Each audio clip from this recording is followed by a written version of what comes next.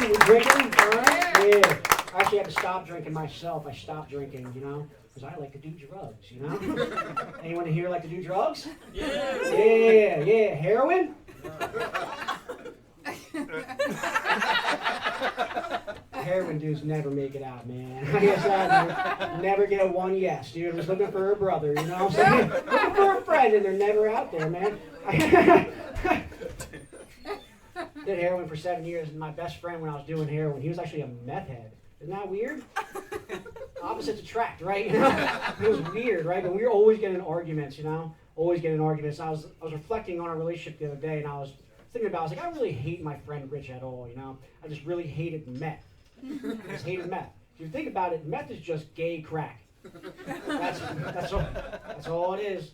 Anything you stay up 2 days doing chores and blowing fellas is just gay. And that's what my buddy Rich was doing.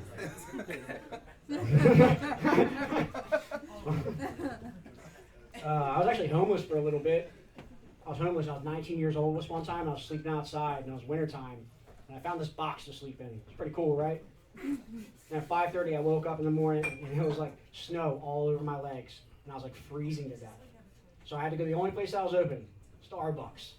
So I walked to the Starbucks like shivering, and they're just opening up. And it was the prettiest barista opening the door. And I get in there, and I'm like, oh my God, do you have any warm water? And she was like, yeah. And I was like, is it free?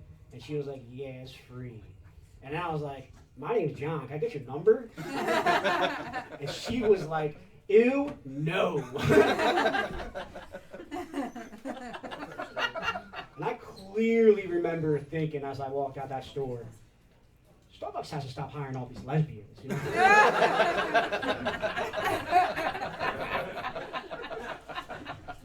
Keep asking them, they keep saying no. That's the only conclusion I came up with. I was at a diner the other day. And it was closing. And I was like, this is lame. I miss 24/7 diners. Yes. Anyone ever go to a 24/7 diner? They were cool. They were the shit. Diners used to be open 24/7. Kids these days will never know the joys of going out with your buddies at 2 a.m., Get some French toast and salmon. Sit in the booth next to some junkie who's probably fucking dead. But you don't care because you're having a good time, Diners used to be awesome. When I stopped doing drugs, I was at diners all the time, late night. Me and my buddies, we would go down to Kensington every few days, and we'd go down there and find some junkie, and we'd be like, hey buddy, come with us, and we'll go get you some food. And they would come with us, and we would take them to the Oregon Diner at like 1 a.m. And we would try and talk to them about God. Doing God's work is me.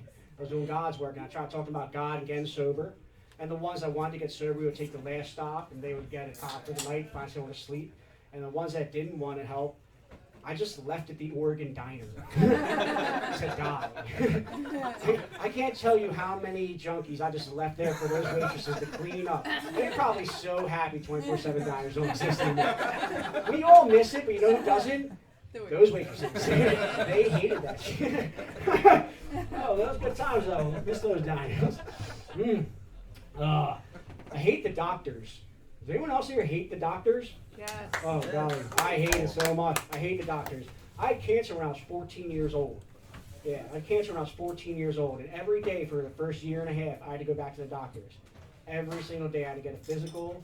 And every single day they take your blood.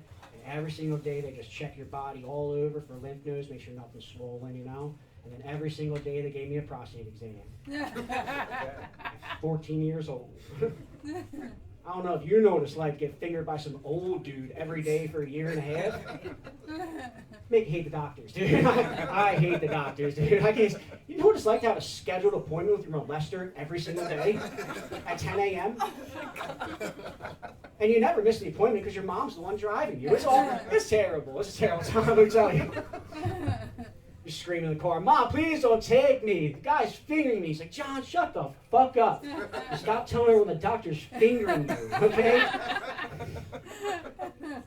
fun. It's a fun one I like a lot. It's a fun one I like. Oh, man. I was thinking about this. I was getting a blowjob from my lady the other day. I was looking down at her, and I was like, oh my goodness, I love you so much. But lady, you are far too good at this for me to be comfortable with. How many times? Who have you practiced?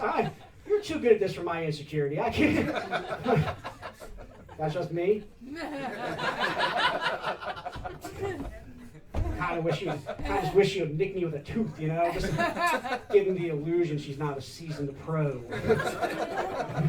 She's a little too good for me, is what I'm trying to say. That's funny. Yeah. Y'all ever been to escape rooms? You like escape rooms? Ever been to an escape room?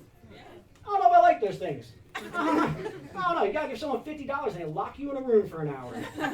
That's a crazy business model, you know? I went to one in Center City, and they put me in a room that was perfectly painted, and then they locked me in there with a Rubik's Cube and like a bunch of puzzle pieces, and then some lady came over the intercom and was like, escape. And I was like, this is lame. This isn't an escape room, you know? Not a real escape room. Like I've been robbed at gunpoint in a basement of a crack house in Kensington. That's an escape room. That's a real escape room. Give me $50 and I'll show you a fun time, okay? I'll show you a fun time. Maybe even win some heroin, you know?